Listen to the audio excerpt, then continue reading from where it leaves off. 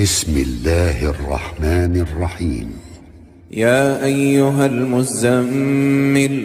قم الليل إلا قليلا نصفه أو انقص منه قليلا أو زد عليه ورتل القرآن ترتيلا إنا سنلقي عليك قولا ثقيلا إن ناشئة الليل هي أشد وطئا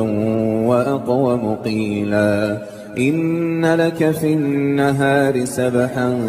طويلا واذكر اسم ربك وتبتل إليه تبتيلا رب المشرق والمغرب لا إله إلا هو فاتخذه وكيلا واصبر على ما يقولون واهجرهم هجرا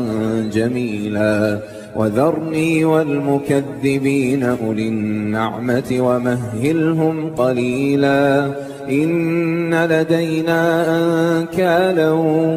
وجحيما وطعاما ذا غصة وعذابا أليما يوم ترجف الأرض والجبال وكانت الجبال كثيبا مهيلا إنا أرسلنا إليكم رسولا شاهدا عليكم كما أرسلنا إلى فرعون رسولا فعصى فرعون الرسول فأخذناه أخذا وبيلا فكيف تتقون إن كفرتم يوما يجعل الولدان شيبا السماء منفطر به كان وعده مفعولا إن هذه تذكرة فمن شاء اتخذ إلى ربه سبيلا إن ربك يعلم أنك تقوم أدنى من ثلثي الليل ونصفه وثلثه وطائفة من الذين معك والله يقدر الليل والنهار علم أن لن تحصوه فتاب عليكم فاقرؤوا ما تيسر من القرآن علم أن سيكون منكم مرضى وآخرون يضربون في الأرض يبتغون من فضل الله وآخرون يقاتلون في سبيل الله فاقرؤوا ما تيسر منه وأقيموا الصلاة وآتوا الزكاة وأقرضوا الله قرضا حسنا وما تقدموا لأنفسكم من خير تجدوه عند الله هو خيرا وأعظم أجرا واستغفروا الله إن الله غفور رحيم. بسم الله الرحمن الرحيم. الرحمن علم القرآن خلق الإنسان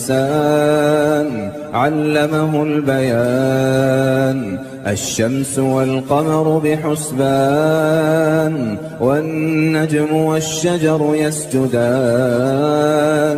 والسماء رفعها ووضع الميزان ألا تطغوا في الميزان وأقيموا الوزن بالقسط ولا تخسروا الميزان والأرض وضعها للأنام فيها فاكهة والنخل ذات الأكمام والحب ذو العصف والريحان فبأي آلاء ربكما تكذبان خلق الإنسان من صلصال كالفخار وخلق الجان من مارج من نار فبأي آلاء ربكما تكذبان رب المشرقين ورب المغربين فبأي آلاء ربكما تكذبان مرج البحرين يلتقيان بينهما برزخ لا يبغيان فبأي آلاء ربكما تكذبان يخرج منهما اللؤلؤ والمرجان فبأي آلاء ربكما تكذبان وله الجوار المنشآت في البحر كالأعلام فبأي آلاء ربكما تكذبان كل من عليها فان ويبقى وجه ربك ذو الجلال والإكرام فبأي آلاء ربكما تكذبان يسأله من في السماوات والأرض كل يوم هو في شأن فبأي آلاء ربكما تكذبان سنفرغ لكم أيها الثقلان فبأي آلاء ربكما تكذبان يا معشر الجن والإنس إن استطعتم أن تنفذوا من أقطار السماوات والأرض فانفذوا لا تنفذون إلا بسلطان فبأي آلاء ربكما تكذبان يرسل عليكما شواظ من نار ونحاس فلا تنتصران فبأي آلاء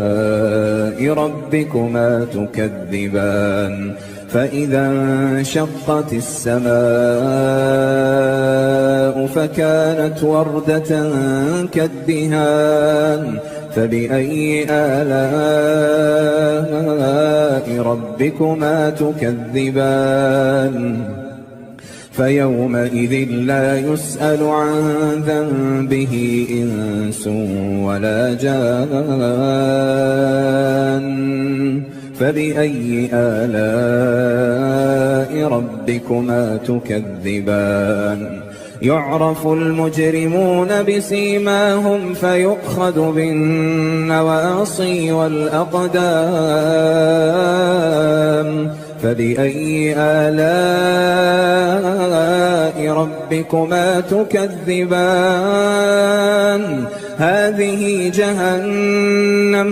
هذه جهنم التي يكذب بها المجرمون يطوفون بينها وبين حميم آن فبأي آلاء ربكما تكذبان ولمن خاف مقام ربه جنتان فبأي آلاء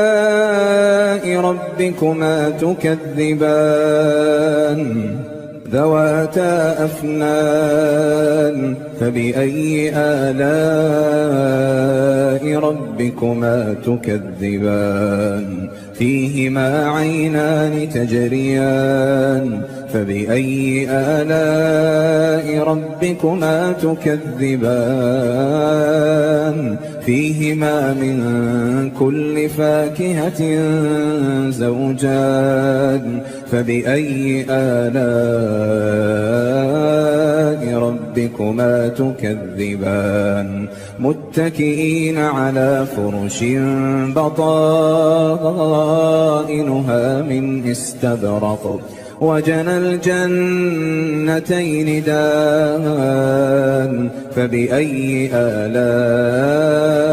ربكما تكذبان فيهن قاصرات الطرف لم يطمثهن إنس قبلهم ولا جان فبأي آلاء ربكما تكذبان كأنهن الياقوت والمرجان فبأي آلاء ربكما تكذبان هل جزاء الإحسان إلا الإحسان فبأي آلاء ربكما تكذبان ومن دونهما جنتان فبأي آلاء ربكما تكذبان مدهامتان فبأي آلاء ربكما تكذبان فيهما عينان نضاختان فبأي آلاء ربكما تكذبان فيهما فاكهة ونخل ورمان فبأي آلاء ربكما تكذبان فيهن خيرات حسان فبأي آلاء ربكما تكذبان حور مقصورات في الخيام فبأي آلاء ربكما تكذبان لم يطمثهن إنس قبلهم ولا جان فبأي آلاء ربكما تكذبان متكئين على رفرف خضر وعبقري حسان فبأي آلاء ربكما تكذبان تبارك اسم ربك ذي الجلال والإكرام.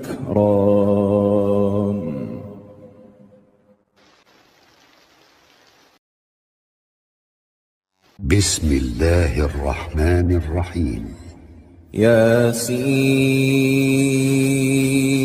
والقرآن الحكيم إنك لمن المرسلين على صراط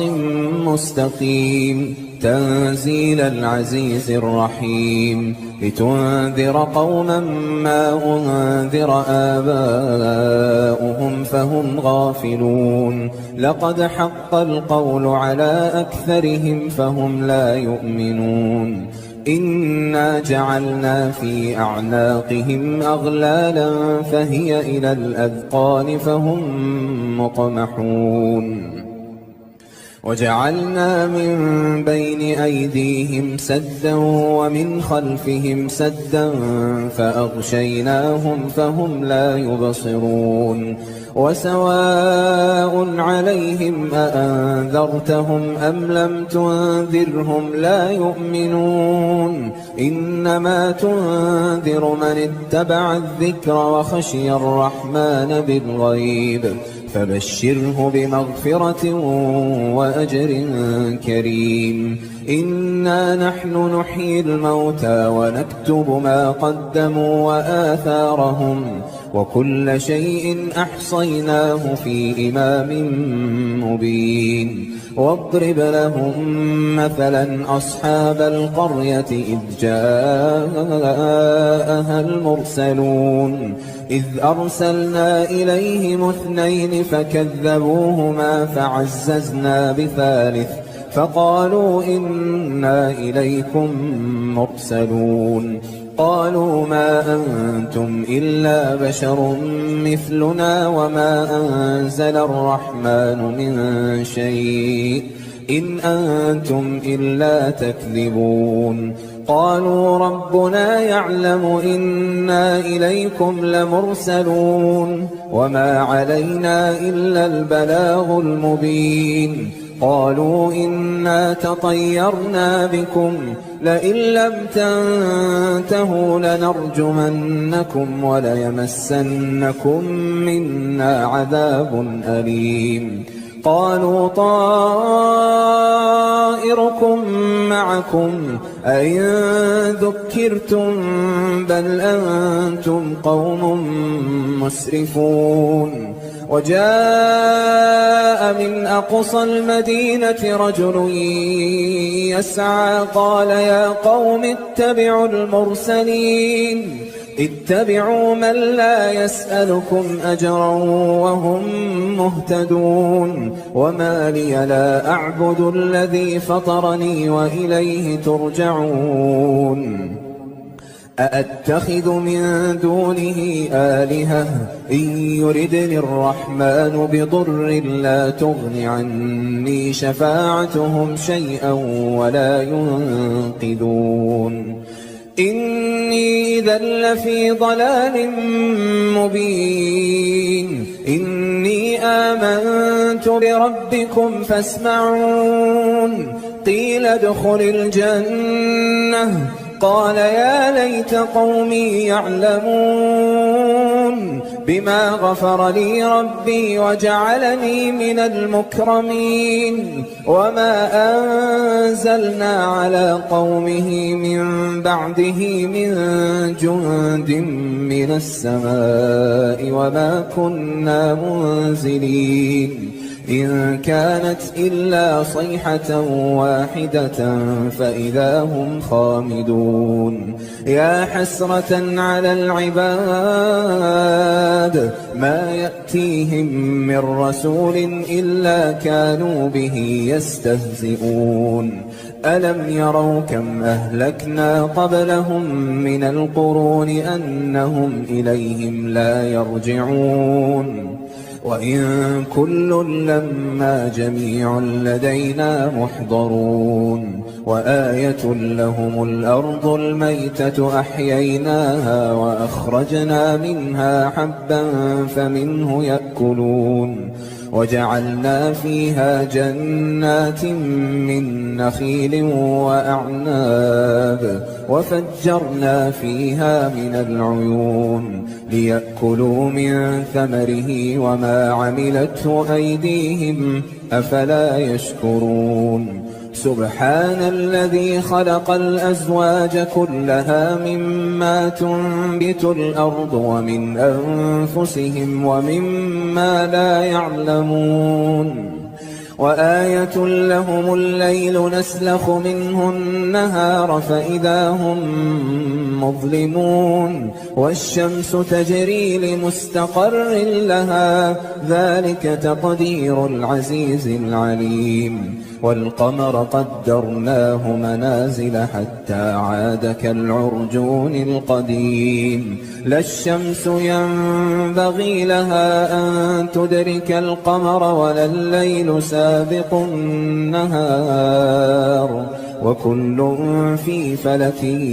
يسبحون وآية لهم أنا حملنا ذريتهم في الفلك المشحون وخلقنا لهم من مثله ما يركبون وإن نشأ نغرقهم فلا صريخ لهم ولا هم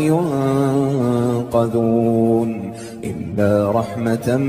منا ومتاعا إلى حين وإذا قيل لهم اتقوا ما بين أيديكم وما خلفكم لعلكم ترحمون وما تأتيهم من آية من آيات ربهم إلا كانوا عنها معرضين وإذا قيل لهم أنفقوا مما رزقكم الله قال الذين كفروا للذين آمنوا أنطعم من لو يشاء الله أطعمه إن أنتم إلا في ضلال مبين ويقولون متى هذا الوعد إن كنتم صادقين ما ينظرون إلا صيحة واحدة تأخذهم وهم يخصمون فلا يستطيعون توصية ولا إلى أهلهم يرجعون ونفخ في الصور فإذا هم من الأجداث إلى ربهم ينسلون قالوا يا ويلنا من بعثنا من مرقدنا هذا ما وعد الرحمن وصدق المرسلون إن كانت إلا صيحة واحدة فإذا هم جميع لدينا محضرون فاليوم لا تظلم نفس شيئا ولا تجزون إلا ما كنتم تعملون إن أصحاب الجنة اليوم في شغل فاكهون هم وأزواجهم في ظلال على الأرائك متكئون لهم فيها فاكهة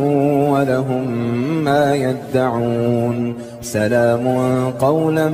من رب رحيم وامتازوا اليوم أيها المجرمون ألم أعهد إليكم يا بني آدم ألا تعبدوا الشيطان إنه لكم عدو مبين وأن اعبدوني هذا صراط مستقيم ولقد أضل منكم جبلا كثيرا أفلم تكونوا تعقلون هذه جهنم التي كنتم توعدون اصلوها اليوم بما كنتم تكفرون اليوم نختم على أفواههم وتكلمنا أيديهم وتشهد أرجلهم بما كانوا يكسبون ولو نشاء لطمسنا على أعينهم فاستبقوا الصراط فأنى يبصرون ولو نشاء لمسخناهم على مكانتهم فما استطاعوا مضيا ولا يرجعون ومن نعمره ننكسه في الخلق أفلا يعقلون وما علمناه الشعر وما ينبغي له إن هو إلا ذكر وقرآن مبين لينذر من كان حيا ويحق القول على الكافرين أولم يروا أنا خلقنا لهم مما عملت أيدينا أنعاما فهم لها مالكون وذللناها لهم فمنها ركوبهم ومنها يأكلون ولهم فيها منافع ومشارب أفلا يشكرون واتخذوا من دون الله آلهة لعلهم ينصرون لا يستطيعون نصرهم وهم لهم جند محضرون فلا يحزنك قولهم إنا نعلم ما يسرون وما يعلنون أولم ير الإنسان أنا خلقناه من نطفة فإذا هو خصيم مبين وضرب لنا مثلا ونسي خلقه قال من